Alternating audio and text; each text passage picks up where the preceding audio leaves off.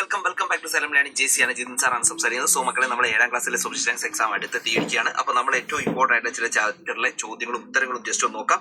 അത് തന്നെ maps and technology to know the earth എന്ന് പറയുന്ന ചാപ്റ്റർ ഉണ്ട്. ഭൂമിയെ അറിയാൻ ഭൂപടങ്ങളും ആധുനിക സങ്കേതങ്ങളും എന്ന ചാപ്റ്ററിലെ ഈ ചാപ്റ്ററിനകത്ത് ഏറ്റവും ഇമ്പോർട്ടൻ്റ് ആയിട്ട് നമ്മൾ പഠിക്കേണ്ട ഒരു ചോദ്യത്തിലേക്ക് നമുക്ക് നോക്കിയാലോ. മക്കളെ, ഉറപ്പാണ് പ്രധാനമായിട്ട് മാപ്പ് റിലേറ്റഡ് ആയിട്ടുള്ള ക്വസ്റ്റ്യൻസുകൾ എന്ത് ചെയ്യും വരും. ഇതിനകത്ത് വരാൻ സാധ്യതയുള്ള ഏറ്റവും പ്രധാനപ്പെട്ട ക്വസ്റ്റ്യൻ നിങ്ങൾ നോക്കിക്കൊടുക്കുക. ഇവിടെ നിങ്ങൾക്ക് കാണാൻ പറ്റുന്നുണ്ട്. ഗ്ലോബും മാപ്പും തമ്മിലുള്ളതാണ്. നിങ്ങൾക്ക് എങ്ങനെയാണ് എക്സാമിന് വരിക എന്ന് വെച്ച് കഴിഞ്ഞാൽ ഇത്തരത്തിലേക്ക് ആക്ടിവിറ്റി വരും. അതായത് ഗ്ലോബ് മാപ്പിന്റെ പ്രധാനപ്പെട്ടുള്ള ഡിസ്ക്രിപ്ഷൻസ് എന്ത് ചെയ്യും ഇതേപോലെ തന്നെ കൊടുക്കുക. ഇങ്ങനെ എന്ത് ചെയ്യും കൊടുക്കും.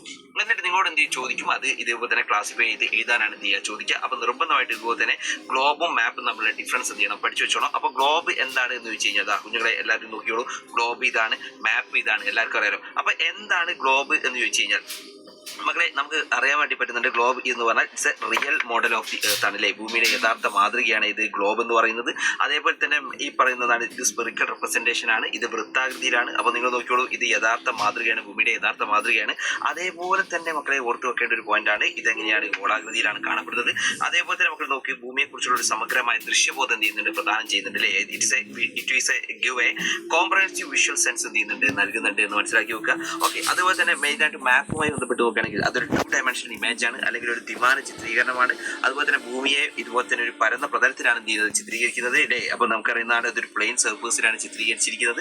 അതേപോലെ തന്നെ ലാറ്റിറ്റ്യൂഡ്സും ലോഞ്ചിറ്റ്യൂഡ്സും എങ്ങനെയാണ്, അത് സ്ട്രെയിറ്റ് ലൈൻസ് ആയിട്ടാണ്. ഈ പറയുന്ന അക്ഷാംശ രേഖാംശ രേഖകളൊക്കെ നേർരേഖകളായിട്ടാണ് ചിത്രീകരിച്ചത്. അപ്പോൾ ഇതാണ് ഗ്ലോബും മാപ്പും നമ്മളെ ഡിഫറൻസ്. മക്കളെ, ഇത് നിർബന്ധമായിട്ട് നിങ്ങൾ എന്ത് ചെയ്യണം പഠിച്ചു വെച്ചോണം. എന്നിട്ട് നിങ്ങൾ എക്സാമിന് പോകാൻ പാടുള്ളൂ. ഇത് ഏറ്റവും ഇമ്പോർട്ടൻ്റ് ആയിട്ട് വരുന്ന ഒരു ഭാഗമാണ്.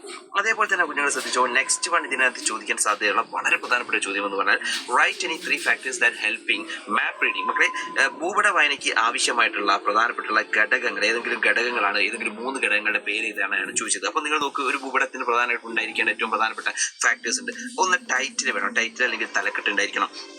സെക്കൻഡ് വേണം സ്കെയിൽ വേണം അല്ലെങ്കിൽ തോത് വേണം. അതേപോലെ തന്നെ ഡയറക്ഷൻ അല്ലെങ്കിൽ ദിക്ക് വേണം. പിന്നെ വേണ്ടത് ലാറ്റിറ്റ്യൂഡ്സ് വേണം, അക്ഷാംശം രേഖാംശം വേണം, ലോഞ്ചിറ്റ്യൂഡ്സ് വേണം. അതേപോലെ തന്നെ കൺവെൻഷണൽ കളേഴ്സ് ആൻഡ് സിമ്പിൾസ് വേണം. അംഗീകൃത നിറങ്ങളും ചിഹ്നങ്ങളും ഉണ്ടായിരിക്കണം. ലാസ്റ്റ് വൺ ഇൻഡെക്സ് വേണം. നമ്മൾ ഈ പറഞ്ഞ കാര്യങ്ങളൊക്കെ ഒന്ന് നോക്കാം. നിങ്ങൾ നോക്കൂ, ഒന്ന് മാപ്പിനകത്ത് എന്ത് വേണം, ഇതേപോലെ തന്നെ കൃത്യമായിട്ടുള്ള ടൈറ്റിൽ വേണം, തലക്കെട്ട് വേണം. കണ്ടോ, ഇതിന് തലക്കെട്ടുണ്ട്, കേരള ഫിസിയോഗ്രഫി, അതിനതേ തലക്കെട്ടാണ്. അതേപോലെ തന്നെ മക്കളെ നിങ്ങൾ നോക്കുക, ഇതുപോലെ തന്നെ മാപ്പിന് എന്ത് വേണം, സ്കെയിൽ വേണം, തോത് വേണം. കണ്ടോ, ഇവിടെ സ്കെയിൽ കാണുന്നുണ്ട്. അതേപോലെ തന്നെ നോക്ക്, മാപ്പിന് നമുക്ക് ഇതുപോലെ തന്നെ ഡയറക്ഷൻസ് വേണം, ഇതുപോലെ തന്നെ ദിക്കുകൾ വേണം, ഇമ്പോർട്ടൻ്റ് ആണ്. അതേപോലെ തന്നെ മക്കളെ ശ്രദ്ധിച്ചോളൂ, നിങ്ങൾക്ക് അവിടെ ലാറ്റിറ്റ്യൂഡ്സും ലോഞ്ചിറ്റ്യൂഡ്സും എന്ത് ചെയ്യണം വേണം. ഒരു മാപ്പിന് ഈ പറഞ്ഞ അക്ഷാംശ രേഖാംശ രേഖകൾ എന്ത് ചെയ്യണം ഇതുപോലെ തന്നെ വേണം, ഉണ്ടായിരിക്കണം, ഇമ്പോർട്ടൻ്റ് ആണ്.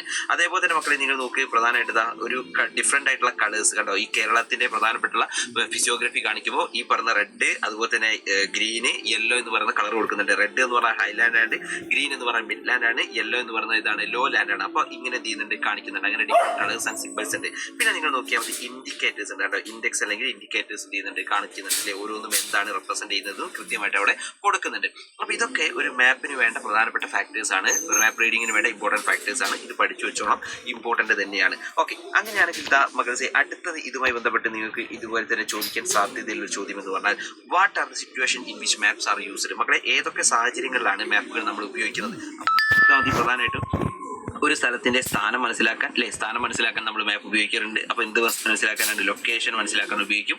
അതേപോലെ തന്നെ മക്കളെ റൂട്ട് അല്ലെങ്കിൽ വഴികൾ മനസ്സിലാക്കാൻ വേണ്ടി അല്ലെ, റൂട്ട് അല്ലെങ്കിൽ വഴികൾ മനസ്സിലാക്കാൻ വേണ്ടി നമ്മൾ എന്ത് ചെയ്തിട്ടുണ്ട്, ഇതുപോലെ തന്നെ ഇത് ഉപയോഗിക്കുന്നുണ്ട്, റൂട്ട് അല്ലെങ്കിൽ വഴികൾ മനസ്സിലാക്കാൻ. അതേപോലെ തന്നെ മക്കൾ ശ്രദ്ധിച്ചാൽ ഭൂപ്രകൃതി മനസ്സിലാക്കാൻ എന്ത് ചെയ്യുന്നുണ്ട്, ഉപയോഗിക്കുന്നുണ്ട് അല്ലെ. ഈ പറയുന്ന ജോഗ്രഫിക്കൽ ഫീച്ചേഴ്സ് മനസ്സിലാക്കാനും ഉപയോഗിക്കുന്നുണ്ട്. സോ ഇത്രയും ഇമ്പോർട്ടന്റ് ആയിട്ടുള്ള ചോദ്യങ്ങളാണ് നമ്മൾ ഈ ഒരു ചാപ്റ്ററിനകത്ത് മെയിൻ ആയിട്ട് നമ്മൾ ഇപ്പോൾ പറയുന്നത്. ബാക്കി ഇനി ഒരുപാട് ചോദ്യങ്ങളൊക്കെ തന്നെ നമുക്ക് റിലേറ്റഡ് ആയിട്ടുള്ള ചാപ്റ്റേഴ്സുമായി ബന്ധപ്പെട്ട് പറയാനുണ്ട്. അതൊക്കെ വരുന്ന പബ്ലിക് ലൈവിനകത്ത് എന്ത് ചെയ്യും നമ്മൾ പറയും. സോ അതുകൊണ്ട് മക്കളെ ഞാൻ പറയുന്നു, അടുത്ത വർഷം 8ാം ക്ലാസ്സിലേക്കാണ്. 8ാം ക്ലാസ്സിൽ നിങ്ങൾ മറക്കണ്ട, നിങ്ങളുടെ ലൈഫിനകത്ത് ഏറ്റവും ഇമ്പോർട്ടൻ്റ് ആയിട്ടുള്ള NMMS എഴുതാൻ പോകുന്നത് 8ാം ക്ലാസ്സിലാണ്. സോ അടിപൊളിയായിട്ട് ഉഷാറായിട്ട് നിങ്ങൾ പഠിക്കാൻ തയ്യാറാണെങ്കിൽ, നിങ്ങൾക്ക് ഇതുപോലെ തന്നെ NMMS പോലുള്ള എക്സാമുകളൊക്കെ നിങ്ങൾ ക്രാക്ക് ചെയ്യാൻ തയ്യാറാണെങ്കിൽ പെട്ടെന്ന് തന്നെ സ്ഥലത്തിലെ യോധ ബാച്ചിനകത്ത് ജോയിൻ ചെയ്യുക. യോധ ബാച്ചിനകത്താണെങ്കിൽ ഇപ്പോൾ നിങ്ങൾക്ക് ഓഫറുകളും കാര്യങ്ങളൊക്കെ ഉണ്ട്. നിങ്ങൾ ചെയ്യേണ്ടത് 9954000800 എന്ന് പറയുന്ന നമ്പറിൽ ജസ്റ്റ് കോൺടാക്ട് ചെയ്യുക. യോധയുടെ ഭാഗമായി മാറുക, അടിപൊളിയാക്കണം, ഉഷാറാക്കണം. So all the best everyone. Bye bye bye by.